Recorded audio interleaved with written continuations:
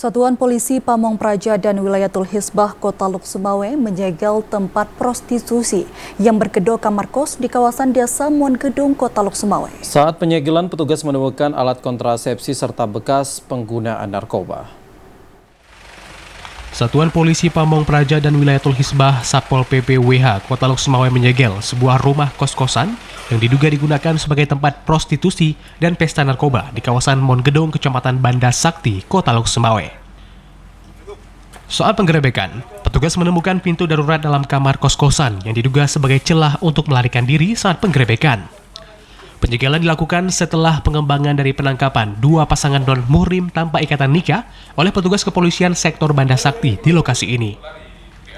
Sekretaris Satpol PP dan WH Kota Luk Sumawe, Diaudin, mengatakan rumah ini kerap digunakan sebagai tempat prostitusi dan pesta narkoba. Rumah tersebut memiliki 3 kamar dan disewa dengan tarif sekitar Rp200.000 hingga Rp300.000 per kencan.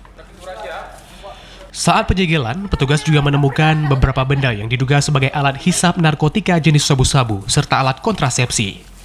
Penyegelan terhadap rumah milik Popon warga setempat itu dilakukan sebagai upaya dalam penegakan syariat Islam di kota Petrodola tersebut.